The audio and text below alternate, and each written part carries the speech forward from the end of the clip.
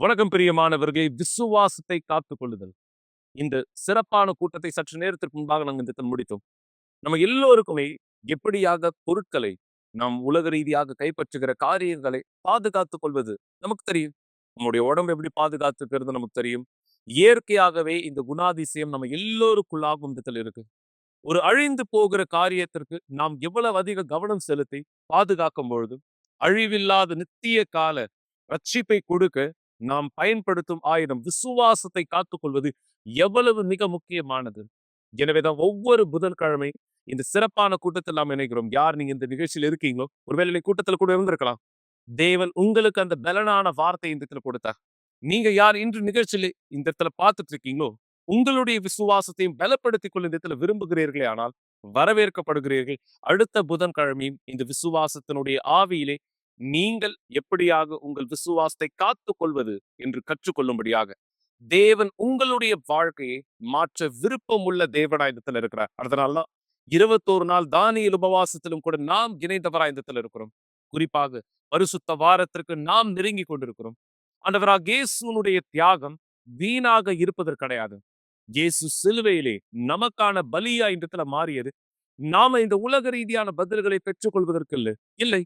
மிக நிச்சயம் எல்லாமே அவரால் நமக்கு கொடுக்கப்பட்டவா இந்த இடத்துல இருந்தாலும் கூட தேவன் வாக்களித்த மிக முக்கியமான காரியம் அவருடைய ராஜ்யத்திலே நாம் என்றென்றும் நிலைத்திருக்கும்படி அவரால் வாக்களிக்கப்பட்ட பரிசுத்தாவியானவர். பரிசுத்தாவியானவரை நீங்க யார் தேடிட்டு இருக்கீங்களோ, அவரை பெற்றுக்கொள்ள விருப்பம் உள்ளவரா இந்த இடத்துல இருக்கீங்களோ, தெளிவாக புரிந்து கொள்ளுங்க. நீங்க உங்க முழு இருதயத்தோடு அவரை தேடும் பொழுதும் அவரால் நீங்கள் இந்த நிரப்பப்படுவீர்கள். என நீங்கள் அவரை பிரியப்படுத்துகிறீர்கள், அவருக்கு நீங்கள் அனுமதி தருகிறீர்கள். இதுதான் சரியாக நீங்க சாட்சியில பார்க்கிற இந்த நபருடைய வாழ்க்கையில் நடந்தது. தேவன் இந்த நபருடைய வாழ்க்கையை இப்படியாக தான் இந்த தரம் மாற்றினா. ஒருவேளை நீங்க கேள்வி கேட்கலாம், பாஸ் என்னுடைய பண ஆசீர்வாதம் ஏன் எனக்கு தெரியும், என்னுடைய குடும்ப ஆசீர்வாதத்தை நான் பெற போராடுறேன், அது ஏன் எனக்கு தெரியும், என்னுடைய வேலை வியாபாரங்களுக்கு நான் போராடுறேன், என் சரீர ஆரோக்கியத்துக்கு நான் போராடுறேன், இது எல்லாமே என்னுடைய வாழ்க்கைக்கு பிரோஜனமாய் மிக அவசியமாய் இருக்குன்னு எனக்கு தெரியும். ஆனா பரிசுத்தாவியானவரை ஏன் நான் தேடணும்? இதுதான் பல மக்களுடைய கேள்வியா கூட இந்த இடத்துல இருக்கலாம். ஏன்னா பரிசுத்தாவியானவருடைய முக்கியத்துவத்தை அறியாதவராய் இருக்கிற காரணத்தினாலே தெரிந்து கொள்ளுங்கள், பரிசுத்தாவியானவர் நீங்க பெற்றுக்கொள்வது எவ்வளவு அவசியம் என்பதை குறித்து நாம் பேசுவதற்கு முன்பாக இந்த சாட்சியிலிருந்து கூட நீங்க கற்றுக்கொள்ள முடியும். சாட்சி குறிப்பாடும் ஏன் அவர் நமக்குள்ளாக வருவது அவசியம் என்று உங்களுக்கு கற்றுத் தருகிறேன். இந்த சாட்சியை பாருங்கள் இப்போதே. வணக்கம். என் பேர் ஜெனிஃபர். நான் சின்ன வயசுல இருந்து யூனிவர்சல் ஆலயத்துக்கு வந்துட்டு இருக்கேன். நான் ஆலயத்துக்கு வந்த முதல் காரணமே என்னுடைய குடும்பம் அழிக்கப்பட்ட நிலைமையில இருந்தது. எங்க அம்மாக்கும் அப்பாக்கும் நிறைய சண்டை நடக்கும். அந்த சண்டையினால நான் அங்க இருக்கிறது நல்லது கிடையாது, என்னுடைய படிப்பு கெட்டுருன்றதுனால என்ன என்னுடைய சித்தி வீட்டுல விட்டாங்க. நான் அங்கதான் இருந்தேன். அப்ப அவங்க யூனிவர்சல் ஆலயத்துக்கு வருவாங்க. அதனால என்ன அவங்க கூட கூட்டிட்டு வருவாங்க. நான் இங்க வரும்போது ஃபர்ஸ்ட் நிறைய சாட்சியை நான் பார்க்க ஆரம்பிச்சேன். நிறைய பேர் சாட்சி சொல்றத நான் பார்த்தேன். அப்ப எனக்கு எதுவுமே புரியாது. ஆனா நான் வளர வளர நிறைய விஷயம் எனக்கு கத்துக்க கொடுத்தாங்க. இப்படிதான் பண்ணணும், இப்படிதான் ஜெபிக்கணும், இப்படிதான் நம்ம நம்மளோட குடும்பத்துக்காக போராடணும் அப்படின்றது நிறைய விஷயத்த எனக்கு சொல்லி கொடுத்தாங்க. நான் வளர வளர அது எல்லாத்தையுமே நான் என்னுடைய முறையில நான் செயல்படுத்தினேன். நான் அதை செயல்படுத்தும் போது என்னுடைய குடும்பத்துல நான் மாற்றத்தை பார்த்தேன். ஏன் அப்படின்னா, நான் தேவனிடத்துல சொன்னேன், தேவனே இங்க பல பேர் நான் வந்த நாள்ல இருந்து நிறைய சாட்சி சொல்றாங்க. நான் இவ்வளவு வளர்ந்துட்டேன், இருந்தாலும் என்னுடைய குடும்பத்துல நான் சாட்சியை பார்க்கலன்னா நிஜமா என்னுடைய வாழ்க்கையில நீங்க உண்மையானவர்னு என்னால நம்ப முடியாது. அதனால உங்களுடைய வல்லமையை காமிங்க அப்படின்றதுதான் என்னுடைய முதல் ஜெபமா இருந்தது, முதல் விண்ணப்பமா இருந்தது. அப்போ நான் தொடர்ந்து இங்க தொடர்ந்து என் குடும்பத்துக்காக தான் நான் முதல் போராடினேன். நான் போராடிட்டு இருக்கும்போது என்னுடைய குடும்பம் மாறுறத நான் பார்க்க ஆரம்பிச்சேன். எங்க அம்மாவும் எங்க அப்பாவும் டிவோர்ஸ் வாங்கிடணும்னு முடிவு பண்ணாங்க. ஆனா நான் இங்க எப்ப போராட ஆரம்பிச்சேனோ, எப்ப நான் ஜெபிக்க ஆரம்பிச்சேனோ என் குடும்பத்துக்காக, அந்த நேரம் என்னுடைய அம்மாக்கும் எங்க அப்பாவுக்கும் உள்ள பிரிவினை முழுசாவே காணாம போயிடுச்சு. அவங்களுக்குள்ள டிவோர்ஸ் பண்ணணும் அப்படின்ற ஒரு முடிவு வந்து இல்லாமலே போயிடுச்சு. 2 பேர் வந்து ஒண்ணானாங்க. அதுக்கப்புறம் என்ன வந்து என்னோட சித்தி வீட்ல இருந்து திரும்ப எங்க வீட்டுக்கே கூட்டிட்டு போனாங்க. அதுதான் என்னோட வாழ்க்கையிலேயே வந்து ஒரு மிகப்பெரிய சந்தோஷமா இருந்தது. இருந்தாலும் நான் நிறுத்தாம நான் தொடர்ந்து ஆலயத்துக்கு வர ஆரம்பிச்சேன். ஏன்னா இங்க தான் என்னோட வாழ்க்கை மாறுச்சுன்ற ஒரு எண்ணத்தினால நான் தொடர்ந்து வர ஆரம்பிச்சேன். நான் தொடர்ந்து வந்துட்டு இருக்கும்போது நான் புதன்கிழமை, வெள்ளிக்கிழமை, ஞாயிற்றுக்கிழமை இந்த கூட்டத்த நான் வந்து தவற விடாம கலந்துக்கிட்டேன். ஏன் அப்படின்னா, இந்த கூட்டத்துல தான் வந்து நான் விடுதலைய பெற்றேன். என்ன விடுதலைன்னு பார்த்தா, என்னுடைய சரீரப்பூர்வமான விடுதலையா இருக்கட்டும், என்னுடைய ஆவிக்குரிய வாழ்க்கையில நான் ஒரு மாற்றத்த பார்க்க ஆரம்பிச்சேன். ஏன்னா, என்னுடைய குடும்ப பிரச்சனையினால எனக்கு பேசுறதுக்கு ஆள் கிடையாது. எனக்கு வந்து எந்த ஒரு உறவுமே கிடையாது. என்னுடைய அம்மா பிரிஞ்சிருக்காங்க, அப்பா பிரிஞ்சிருக்காங்க அப்படின்ற ஒரு கவலையினால என்ன நானே வந்து தனியா வச்சுக்கிட்டேன். யார்கிட்டயும் பேசாம, எனக்கு எந்த ஒரு விஷயமுமே வந்து பிடிக்காம இருந்தது.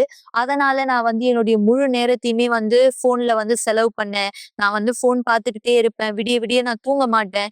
நான் இப்படி தூங்காம இருந்ததுனால, நைட்ல வந்து எனக்கு நெறைய கெட்ட கனவு வரும். அதே மாதிரி நான் நெறைய உருவங்கள பார்க்க ஆரம்பிச்சேன். இத் ஏதாவது உருவம் வந்து என்ன அமுக்குற மாதிரி இருக்கும். இப்படிதான் வந்து நான் இருந்துட்டு இருந்தேன். முதலாவது அதுலருந்து எனக்கு விடுதலை வேணும் அப்படின்றது வந்து என்னுடைய தீர்மானமா இருந்தது. ஏன்னா என்னுடைய சந்தோஷம் என் குடும்பத்துல மட்டும் கிடையாது. என்னோட சந்தோஷம் என்னுடைய தனிப்பட்ட வாழ்க்கையிலயும் இருக்கு. அப்படின்றத நான் வந்து இங்க புரிஞ்சுகிட்டேன். எனக்கு வந்து நெறைய மன அழுத்தம் இருந்தது. அந்த மன அழுத்தத்தினால என்னால நைட்டு தூங்க முடியாது. நான் அழுதுகிட்டே இருப்பேன். எதுக்காக அழுவுறேன்? எனக்கு என்ன பிரச்சனைன்னு என்னால சொல்லக்கூட முடியாது. நெறைய துன்புறுத்தல கூட நான் சந்திச்சிருக்கேன். அப்படி இருக்கும்போது என்னோட வாழ்க்கை எனக்கு சுத்தமா பிடிக்கவே இல்ல. என்ன வாழ்க்கை இது? எதுக்காக நான் இப்படி இருக்கேன்? அப்படின்ட்டு எனக்குள்ளே வந்து ஒரு கேள்வியானது இருந்தது. இதனால வந்து கெட்ட நண்பர்களோடு கூட நான் பேச ஆரம்பிச்சேன். அவங்க கூட வந்து நான் பழகணும். அவங்கள பத்தி நான் தெரிஞ்சுக்கணும். என்னை யாராவது புரிஞ்சுக்கணும். என் கூட என்ன புரிஞ்சுக்க ஒருத்தர் இருக்கணும். அது என் நண்பரா இருக்கணும் அப்படின்னு சொல்லி நான் வந்து அதிகமா வந்து யோசிக்க ஆரம்பிச்சேன். ஆனா, இருந்தாலுமே எனக்கு வந்து நான் என்னதான் நண்பர் கூட போனாலுமே, எனக்கு வந்து என்னோட வாழ்க்கையில நான் தனியா இருக்க மாரி ஏதோ ஒரு வெறுப்பு என் மேலேயே எனக்கு இருந்தது. அந்த வெறுப்ப என்னால வந்து ஜெயிக்கவே முடியல. அப்போ இங்க வந்து நான் விடுதலைக்கான பிரேயர்ல நான் கலந்துக்கிட்டேன். அந்த விடுதலையோட ஜெபத்துல நான் விடுதலை பெற ஆரம்பிச்சேன். அந்த விடுதலைய பெற்றதுக்கு பிறகு இருந்தாலும் எனக்குள்ள ஏதோ வெறுமையா இருந்தது. அந்த நேரத்துல நான் வந்து இங்க ஆலோசனைய பெற்றுக்கொண்டேன். நான் ஆலோசனை கேட்கும்போது நான் வந்து அவங்க சொன்னாங்க, "இந்த மாதிரி நீ உண்மையா உன்னுடைய பாவத்துல இருந்து, உன்னுடைய பாவமான வாழ்க்கையில இருந்து நீ மனம் திரும்பணும். உன்னுடைய எல்லா பாவத்தையுமே நீ கைவிடணும். நீ இது எல்லாத்தையுமே விட்டா மட்டும் தான் உனக்கு வந்து உண்மையான சமாதானம் இருக்கும். அந்த சமாதானம் தேவனிடத்துல இருந்து மட்டும் தான் உனக்கு குடுக்க முடியும்." அப்படின்னு சொல்லி சொன்னாங்க. அந்த நேரம் நான் வந்து முடிவு பண்ணேன். அது எந்த விதமான சமாதானமா இருக்கும்ன்ட்டு. அந்த சமாதானம் பரிசுத்த ஆவின்றத நான் என்னோட வாழ்க்கையில புரிஞ்சுகிட்டேன். நான் புரிஞ்சுகிட்ட பிற்பாடு நான் தொடர்ந்து ஆலயத்துக்கு வந்தேன். நான் நிறுத்தல. நான் ஆலயத்துக்கு வந்து அதிகமா பரிசுத்த ஆவி தேட ஆரம்பிச்சேன். ஏன்னா என்னுடைய குடும்ப விடுதலை, என்னுடைய தனிப்பட்ட வாழ்க்கையில நான் விடுதலைய பார்த்தேன். இருந்தாலும் எனக்கு இந்த வெறுமை வந்து இருக்கக்கூடாது. நான் பரிசுத்த ஆவியினால நிரப்பப்படணும். என்னுடைய வாழ்க்கை சாட்சியா மாறணும் அப்படின்றதுக்காக நான் தொடர்ந்து முன்னோக்கி வந்துட்டு இருந்தேன். நான் வந்து தேவனுடைய ஆவிய பெறுறதுக்காக என்னுடைய பழைய வாழ்க்கை, என்னுடைய பாவம் எல்லாத்தையுமே நான் கைவிட்டேன். என்ன நான் வெறுக்கக்கூடிய ஒரு நபரா இருந்தேன். ஆனா இன்னைக்கு நான் வந்து என்னையே அன்பு செய்யக்கூடிய ஒரு நபரா நான் மாறினேன். எனக்கு யார் மேலயும் வெறுப்பானது இல்ல, கோவமானது இல்ல. நான் எல்லாத்தையுமே வந்து பரிசுத்த ஆவி வேணுன்றதுக்காக நான் மாத்திக்கிட்டேன்.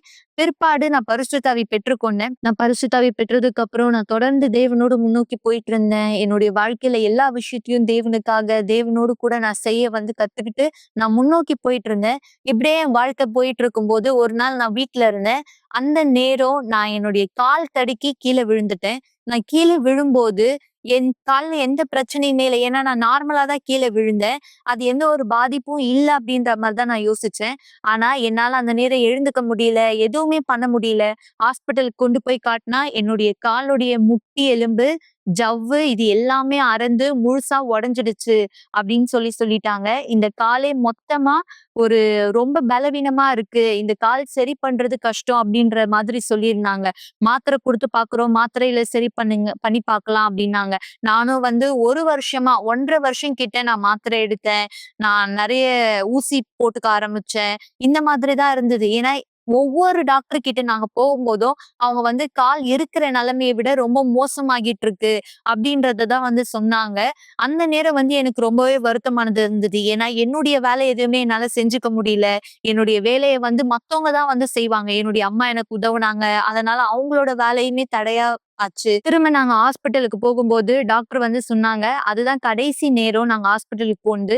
டாக்டர் சொல்லிட்டாங்க, "இனியும் இந்த கால் வந்து ஆப்பரேஷன் பண்ணலைன்னா, இந்த கால் இன்னும் வந்து மோசமாயிடும். ஏன்னா, இந்த கால்ல இருக்க ஒவ்வொரு நரம்புமே இன்னொரு நரம்ப வந்து அழிச்சிட்டு இருக்கு.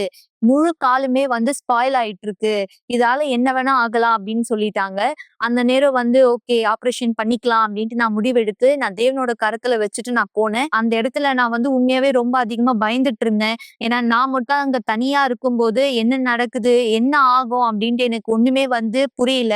என்னுடைய காலுடைய நிலைமையினால என் உயிர நான் இழந்துருவேனோ! இல்ல கால் வந்து சரியாகாதோ! அப்படின்ற ஒரு எண்ணம் எனக்கு இருந்துட்டே இருந்தது. சர்ஜரி பண்ணும்போது டாக்டர் ஒரே ஒரு விஷயம் தான் எனக்கு சொன்னாங்க.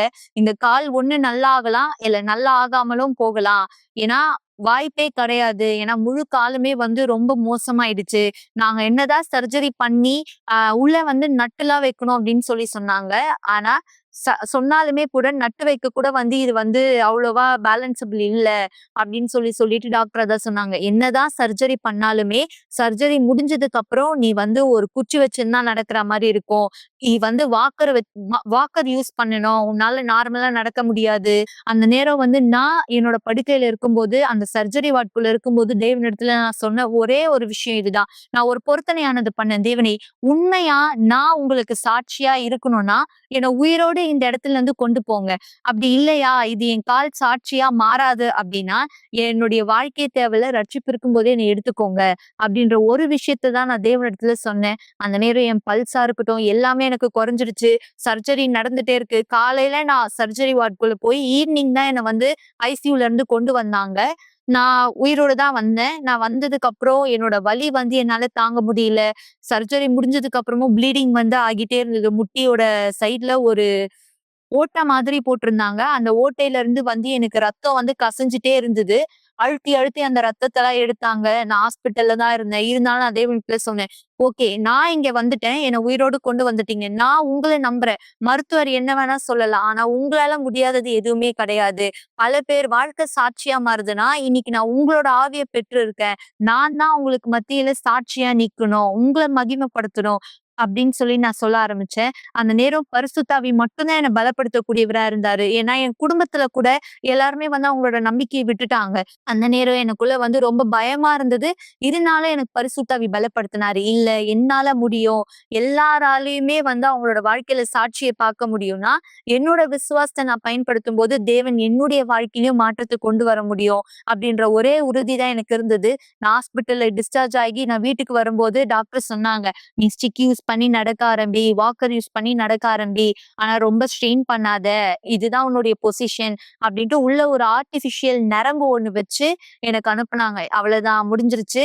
இனிமே வந்து இது வந்து எந்த ஒரு ஆபத்தும் வராம பாத்துக்கோ. ஏன்னா நீ எது பண்ணாலும் அது டக்குன்னு அந்த நரம்பு விட்டுரும். அது முடிஞ்சிரும். நீ டேப்லெட் கரெக்ட்டா போடணும். லைஃப் டைம் நீ டேப்லெட் எடுக்கணும்னு சொன்னாங்க. நான் சொன்னேன், "தேவனே, நான் உங்க பீடத்த ஏறப் போறேன். நான் உங்க பீடத்த ஏறும்போது கண்டிப்பா நான் பீடத்துல இருந்து இறங்கும்போது இதே ஒரு ஜெனிஃபரா நான் இறங்க மாட்டேன். என் வாழ்க்கை மாறும்." அப்படின்ற ஒரு தீர்மானத்தோடு நாங்க முடிஞ்சதும் அந்த வாரம் நான் ஆலயத்துக்கு வந்தேன். நான் வந்ததுக்கு அப்புறம் நான் பீடத்துல ஏறினேன். நான் தேவனிடத்துல சொன்னேன், "இங்க நான் நிக்கிறேன் தேவனே. இந்த கொம்போடு நான் பீடத்த ஏறி இருக்கேன். ஆனா அடுத்த தடவ நான் பீடத்த ஏறும்போது இந்த கொம்பு இல்லாத ஒரு நபரா தான் நான் ஏறணும். எனக்கு எந்த வாக்கரும் தேவையில்ல, வீல் சேரும் தேவையில்ல." அப்படின்னு சொல்லி நான் சொன்னேன். எதுவுமே எனக்கு தேவையில்லை. ஏன்னா நான் நல்லா நடக்கிறேன், நல்லா ஓடுறேன். என்னால என்னுடைய வேலைய என்னுடைய குடும்பத்துல செய்றவங்கள விட அதிகமா பலனா செஞ்சுக்க முடியுது. இனியே இந்த கால்ல எனக்கு வலி கிடையாது. எந்த கால நான் பத்திரமா பார்த்துக்கணும்னு சொன்னாங்களோ, இனி அந்த கால்ல எனக்கு எந்த ஒரு பிரச்சனையுமே கிடையாது. ஏன்னா என்னோட கால் ஆரோக்கியமா இருக்கு, பலனா இருக்கு. அத நான் உறுதியா நம்புறேன்.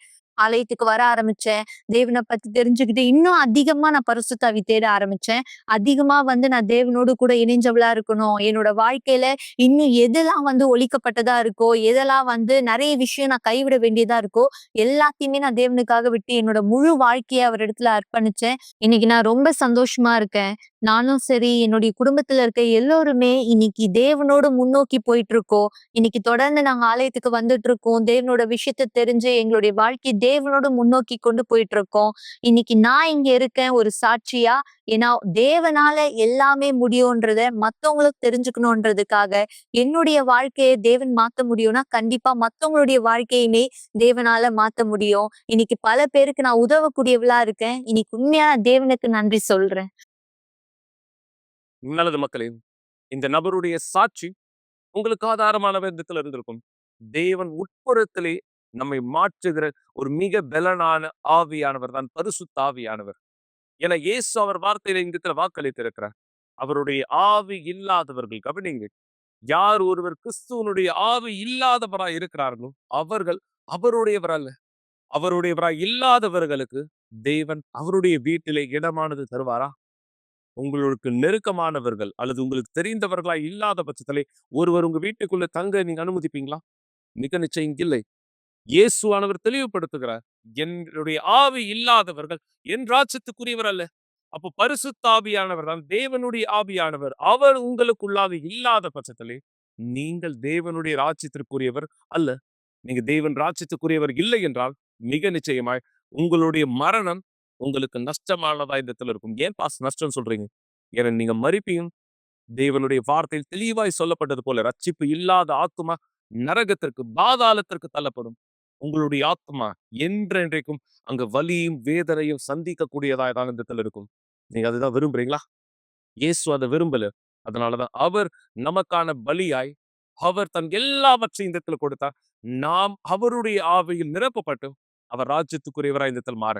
மக்களே, இந்த நேரம் இயேசு உங்க வாழ்க்கையை மாற்ற விரும்புகிறார். பரிசுத்தாவியானவர் குறித்து இது நாள் வரை நீங்க கேள்விப்படாத ஒருவராய் இந்த இடத்தில் இருந்தால் இப்போது தெரிந்து கொள்ளுங்க. அவர் உங்களுக்குள்ளாக வரும்பொழுது மட்டுமே நீங்கள் தேவனுடையவர். இல்லைன்னா நீங்க அவருடையவர் அல்ல. இதை நான் சொல்லல, இயேசு சொன்ன வார்த்தை. நான் பரிசுத்தாவை பெற்றுக்கொள்ள விரும்புறேன். இப்பொழுது நான் என்ன செய்யணும்? உங்க முழு வாழ்க்கையை அவருடைய கைகளில் ஒப்படைக்கும். அவருடைய விருப்பத்தை உங்க வாழ்க்கையினுடைய விருப்பமானதாய் மாற்றிக்கொள்ளுங்கள். தேவனுடைய நாமம் உங்களுடைய வாழ்க்கை மீது மகிமைப்படுத்தப்படும்படியாக. தெளிவா புரியுதா மக்களே? என பரிசுத்தாவி இல்லாமல் ஒருவருடைய வாழ்க்கை முழுமை பெறுவது கிடையாது. இதுதான் நீங்க இந்த சாட்சியில இந்த இடத்துல பார்க்க போறீங்க. இந்த நபருடைய வாழ்க்கையில் பரிசுத்தாவியானவர் எப்படி முழுமையை இவருக்கானதா இந்த இடத்துல கொடுத்தார். நீங்கள் தெரிந்து கொள்ளும்படியாக இந்த நபருடைய வாழ்க்கை மாற்றத்தினுடைய சாட்சியை பாருங்கள் இப்பொழுதே. எனக்கு 15 வயசு இருக்கும்போது கெட்ட பழக்கங்கள் நிறைய கற்றுக்கிட்டேன். புகைப்பழக்கம், குடிப்பழக்கம் எல்லாம் இருந்தது. அது மட்டும் இல்லாமல் எனக்கு 16 வயசு வரும்போது நான் கஞ்சா கடத்தலில் இணையக்கூடியவனாக இருந்தேன். அலகோஸ் மசையோ என்ற இடத்துல எனக்கு 2 வயசு இருக்கும்போது என்னுடைய அப்பா என்னை விட்டுட்டு போயிட்டாரு. அங்கே தான் என்னுடைய அம்மா ரொம்ப கஷ்டப்பட்டாங்க. எங்களுக்கு சிறு வயதாக இருந்ததப்போ, எனக்கு 10 வயசு வந்தப்போ என்னுடைய அப்பா மேலே எனக்கு கோபம், கசப்பு. ஒரு தடவையாவது பார்த்தோன்னா அவரை கொலை பண்ணிடலான்ற ஒரு வெறி. இதனால தான் நான் வீதியில் நிறைய பசங்களை தெரிஞ்சுக்கிட்டேன், குடிக்க ஆரம்பித்தேன், கெட்ட பழக்கத்துக்கு அடிமையானேன். பிற்பாடு 16 வயசு ஆன பிற்பாடு நான் கஞ்சா அடிக்கிறதுனுடைய கடத்தலில் நான் ஈடுபட ஆரம்பித்தேன். கஞ்சா கடத்தல் அந்த கும்பலோடு நான் சேர்ந்து இருந்தேன். அங்கே அவங்க கூட சேர்ந்து நிறைய கெட்ட பழக்கத்தினுடைய அனுபவத்தை அங்கே தான் நான் கற்றுக்கிட்டேன். இந்த தொழிலினுடைய பாஸ் எப்போ இறந்தாரோ, அந்த கடத்தல் கும்பலில் நான் இருந்ததுனால அந்த பாஸுடைய இடத்தின் மீது எனக்கு ஆசை வந்தது. எப்போ நான் அவருடைய இடத்துல வந்தேனோ, இந்த கஞ்சா கடத்தலினுடைய இதில் எல்லாத்தையும் நான் கற்றுக்க ஆரம்பித்தேன். இந்த கடத்தலில் சில பேரை நான் நேசித்தவங்களை விட வேண்டியதாக இருந்தது. ஏன்னா இந்த கடத்தல் கும்பலில் சில போராட்டங்கள், நிறைய யுத்தங்கள் வரும். நிறைய நிறைய இந்த மாதிரி திருட்டு வேலை நிறைய செய்வேன். நான் ஒரு முதலாளியாக இருக்கணுன்றதுக்காக. கையில் ஏதாவது பொருள் இருந்தால் காரை உடைச்சி இந்த மாதிரி போலீஸ் கேஸ் கூட ஆயிருக்கு.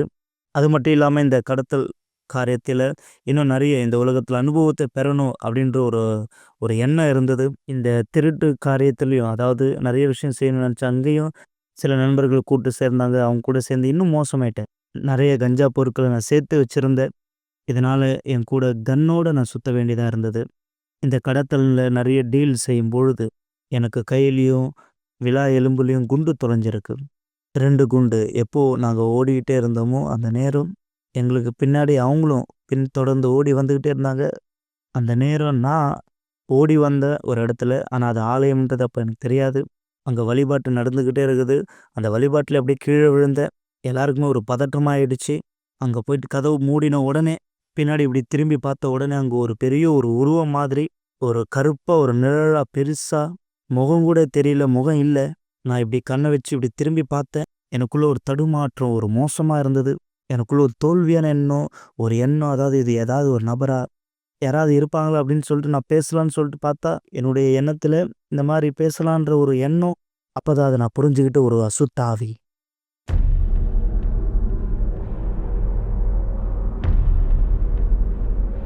தோட்டம் நுழைஞ்ச அந்த இடத்துல நிறைய ரத்தம் போயிடுச்சு.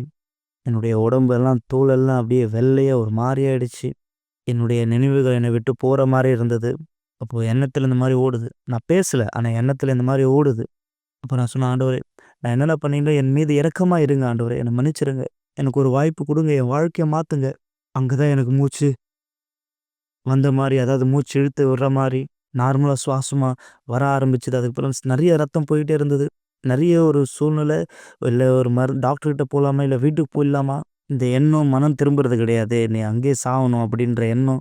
ஆனால் எல்லாமே மாறிடுச்சு. அதாவது டாக்டர் பார்த்தாரு, ஏன் இது நடந்தது, ஏன்னா கடத்தல் கும்பலில் தலைவனாக இருக்கிறவங்கள சாகடிக்கணும். இதெல்லாம் நடந்து முடிஞ்ச பிற்பாடு ஒரு நாள் வீட்டில் இருந்து குடிச்சிக்கிட்டே இருந்தேன். அப்போது வாலிப கூட்டத்துலேருந்து சில பேர் வந்தாங்க. கூட பாஸ்டரும் இருந்தார் அவங்க மத்தியில். அப்போது அவங்க கதவு தட்டி கூப்பிட்டுருந்தாங்க. எப்போ நான் அந்த கதவு ஆனது திறந்தனோ ஆலயத்தினுடைய வாலிபர்கள் இருந்தாங்க.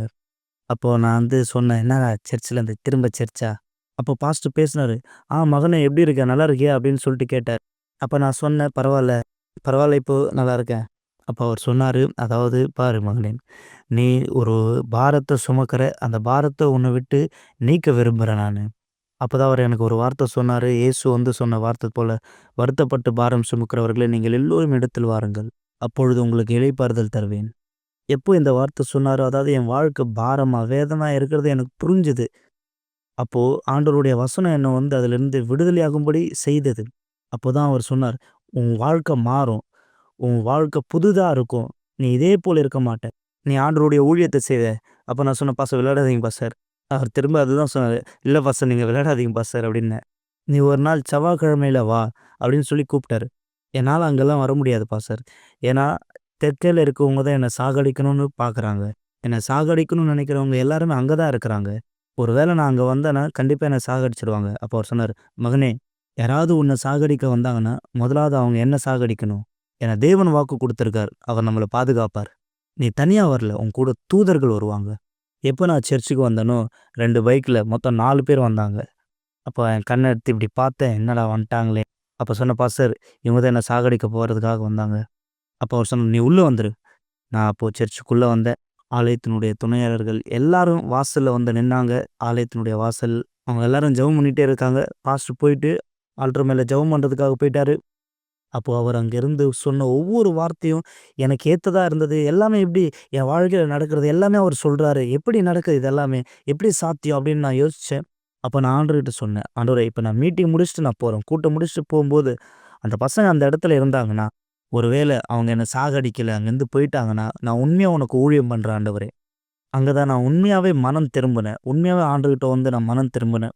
அந்த நாள் ஆண்டவருடைய வார்த்தை என்னை தொட்டது. உண்மையாக நான் மனம் திரும்பணுன்ட்டு. அப்போ கதவு திறந்து அங்கே போய் பார்த்தா இன்னும் 6 பேர் கூட வந்தாங்க.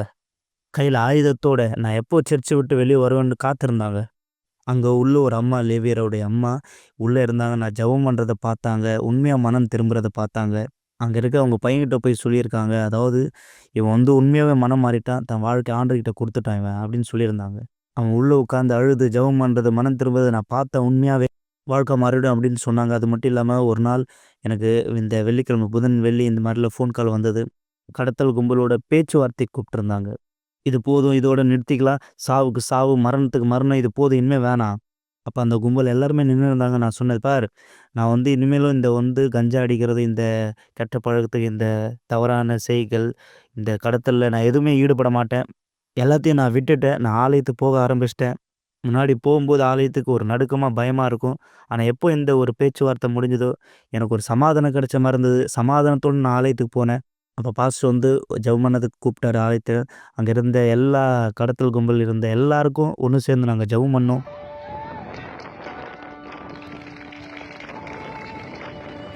பிற்பாடு நான் எல்லாரையும் நீங்கள் எல்லாரும் ப்ரேயருக்கு வரணும் அப்படின்னு சொல்லிட்டு அவங்கள அழைத்தேன். இங்கே வரும்போது கண்டிப்பாக உங்களுக்கு சமாதானம் கிடைக்கும் யூனிவர்சல் ஆலயத்தில். அப்போ எல்லாருமே அந்த வழிபாட்டில் கலந்துக்கிட்டாங்க சனிக்கிழமையில். அங்கே எல்லாருமே கடத்தல் கும்பலில் இருக்கிற எல்லாருக்கும் அவர் மீட்டிங் எடுத்தார். எல்லா வாலிப பசங்க. பிற்பாடு அவங்கள ஆலயத்துக்கு கூப்பிட்டோம். எல்லாமே ஆலயம் ஃபுல்லாக நிரம்பிடுச்சு. எல்லாருமே கடத்தல் கும்பலில் இருந்தவங்க தான். 3 மாசத்துல ஆலயம் நன்றாய் வளர்ந்தது. மாறினாங்க நிறைய வாலிபர்கள். அங்கே எல்லாருமே வந்து மனம் திரும்ப ஆரம்பித்தாங்க. எப்படி அதாவது கஞ்சா, சிகரெட்டு, குடிப்பழக்கம் எல்லாத்துலேருந்து மனம் திரும்பினாங்க. நானும் ஞானஸ்தானம் எடுத்தேன். தேவனிடத்தில் நான் தீர்மானம் எடுத்தது. அது மட்டும் இல்லாமல் முதல்ல எனக்கு வாய்ப்பு கொடுத்தது இஸ்ரவேல் சிறப்பு நிகழ்ச்சி. அதனால் நான் தீர்மானித்தேன், உபவாசம் இருந்தேன், ஃபாஸ்டிங் இருந்தேன். நான் தீர்மானித்தேன் தேவனுடைய பீடத்து மேலே ஏறணுன்ட்டு.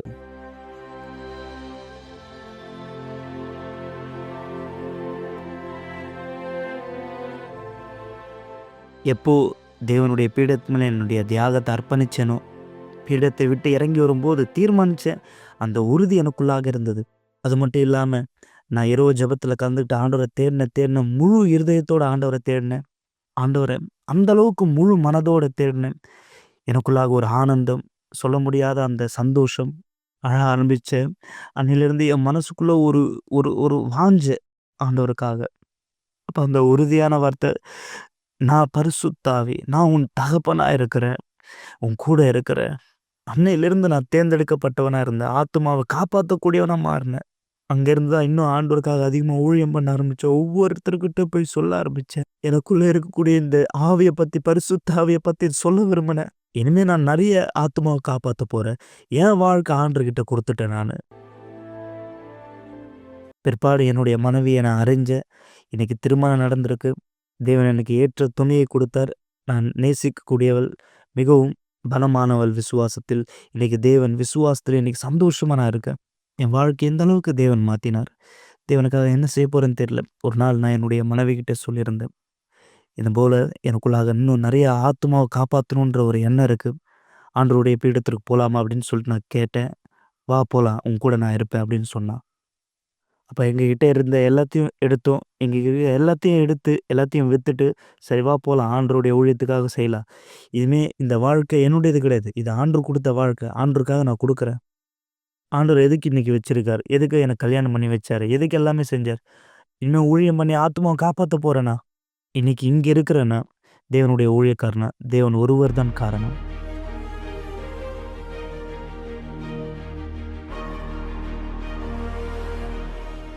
இன்றைக்கு நான் தேவனை தெரிந்து கொண்டு ஆண்டவருடைய ஊழியத்தை நான் செய்ய ஆரம்பிக்கிறேன்.